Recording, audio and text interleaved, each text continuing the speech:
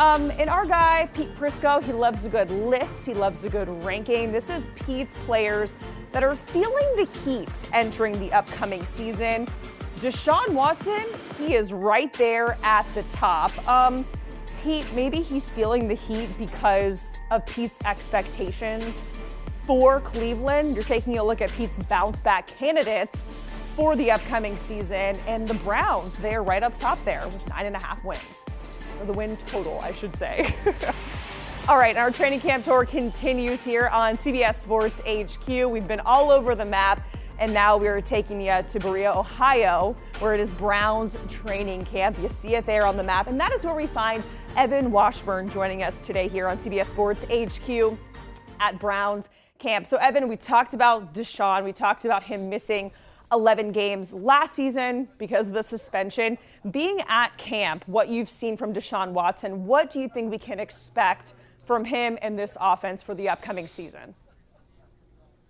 Well, Jacqueline, the early returns are much improved. There's a continuity. There's a time on task. There isn't this sense of we're doing work and then we're going to have to stop down for 11 games. They've had a full offseason to institute the offense that Kevin Stefanski and offensive coordinator Alex Van Pelt have built around Deshaun Watson. In the early returns, mostly down at the Greenbrier in West Virginia, where this team spent 8 days prior to come back up here to Cleveland, were really good. And there's pieces around him. They add Elijah Moore from the Jets, and he's fit in nicely. And it looks like, and that's the main question surrounding this team right now, is are we going to see the 2019-2020 version of Deshaun or the guy that we saw for 6 games last year that wasn't very good? Another important piece of this offense is a dude that's been squatting like 600 pounds and posting the videos on social media, Nick Chubb. With Kareem Hunt hitting the free agency market, what is his role going to look like in this offense? It's going to be huge, and that speaks to the amount of weight that he can place on his back, but also the weight that he can carry within this offense. 302 touches last year. That was a career high. He had a career season really across the board. And as you mentioned, at the moment, it looks like he's the only guy in that backfield that's proven. But the reality is with Deshaun having that full offseason, there's a thought that he will be more involved in the running game as he was when he was at his best in Houston. So that takes some of the pressure off of Nick Chubb to carry the load. But they have Jerome Ford, who they drafted in 2022, who had limited action, but they feel confident can maybe step up to be that running back number 2. But look, Nick Chubb has been, like most running backs, a guy that's vocal about their value, and he is as valuable to this team as there is in the league. And I would expect, like we saw last year, the carries and the tonnage to still be placed on those wide and strong shoulders. Evan, let's talk about the pass rush. This is Darius Smith. They're obviously looking at him to kind of bolster things, beef it up for them. Anything stand out to you from camp with him? Well, look, he has been uber productive wherever he is, and then you pair him with Myles Garrett. But it's not just those two. This is a defense that's been revamped in a lot of ways, most notably with who's going to be calling the defense. Jim Schwartz comes over. He's got a rich history for being extremely aggressive, getting after the passer, and he's been armed with talent to do so. As you mentioned, Darius Smith, Myles Garrett, but also Dalvin Tomlinson on the inside. They got Juan Thornhill, the Super Bowl champ from the Kansas City Chiefs, on the back end with a guy like Denzel Ward, who we just spoke with. And it kind of starts to look like a defense that could be really special at all 3 levels. And then Jim Schwartz, again, calling that defense. That is as important as what happens under center with Cleveland and offensively if this defense can be improved and be a bit more dynamic here in 2023.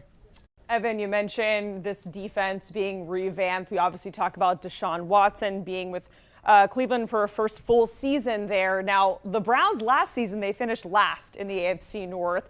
With Stefanski there at the helm, their record has gotten worse year by year. So what do they need to do to turn it around and kind of get out of this pattern that we're seeing? Well, look, it's been a challenge to make hay in the AFC North for a number of years, and they get to the playoffs in 2020, and that was a huge weight off this fan base's shoulders and this organization's shoulders. Last year kind of seems to be removed from the conversation now as we look back at it based off of what they had to go through and having Watson not available for the first 11 games. So that is part of the discussion when discussing Kevin Stefanski and kind of where he stands with the record over the last few seasons. But yes, there is pressure on him and this team to live up to what is a very expensive payroll, one of the most expensive in the NFL, and a bunch of talent. And now it's about what can they do with it. Now, this division is going to be challenging, but when you look through their schedule, they're not necessarily having to face a lot of the tough quarterbacks, at least during the regular season, outside of their division. So it might line up for them nicely in that way. But look, to live in the AFC, there's going to be a lot of good teams and good quarterbacks that they're going to be left out of the playoffs, and another year out of the playoffs is not something anyone in this area or this building is looking for.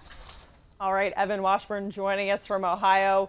They're at Browns training camp. Thank you so much, Evan. We appreciate it. Good stuff as always. And our training camp tour continues here on CBS Sports HQ. Next up, we are heading to Nevada Raiders training camp that is coming your way later today. We got you covered. The full schedule here, Browns Raiders, that is today, August 2nd. We got the Cardinals and the Steelers, B-Mac and Pat P. They are recording a new episode of All Things Covered from Steelers training camp, so be on the lookout for that. Next up, we got Bengals and the Bucks, and then on August 4th, the Dolphins and the Titans.